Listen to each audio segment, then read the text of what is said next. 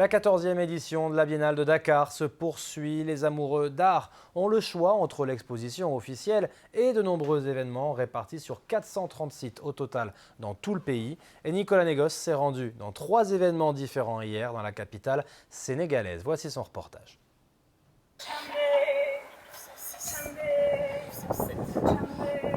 Réexister par les rituels numériques. L'intitulé de la performance artistique du Guadeloupéen Atadjalewa et de la Martiniquaise Maroussa Pourpoint suscite de grandes interrogations. Les artistes ont voulu poser de façon symbolique un regard sur l'histoire. Le 22 mai est le jour de la commémoration de l'insurrection et de l'abolition de l'esclavage en Martinique. C'est une performance en hommage à tous ceux qui nous sont précédés, à tous ceux qui se sont battus pour nos libertés. En tant qu'artiste afrodescendant présent à cette biennale au Sénégal, le devoir de mémoire s'impose.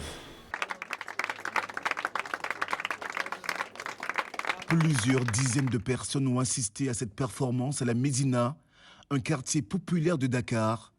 La bouillonnante capitale, qui est réputée pour son énergie créative, dans un pays qui a vu naître de grands artistes tels que Ousmane Sow. Je pense que c'est aussi important de commémorer des faits historiques déterminants pour l'humanité. Je pense que la chose que c'est plus importante, c'est qu'il a créé des émotions, il a bouleversé un peu l'état d'esprit. À une trentaine de minutes de là, j'ai aussi assisté au vernissage de l'exposition 12+, à la Maison des Cultures Contemporaines, Manifa. Un bâtiment sur 3 niveaux, entièrement pensé par l'artiste plasticien Viediba. Invité d'honneur, Augustin Senghor, le président de la Fédération sénégalaise de football.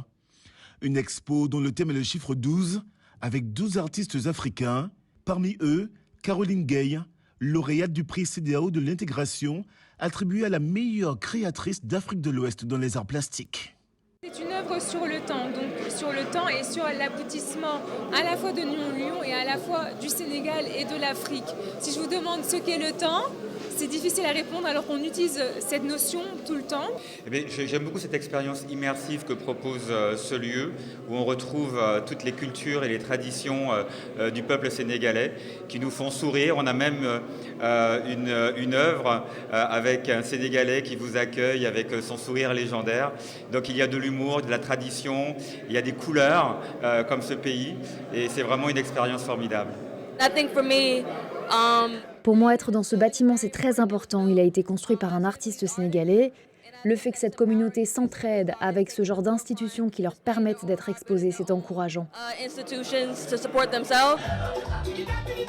Et pour clôturer ce dimanche très animé, musique et danse pour la première édition de Everyday Afrique sur le continent.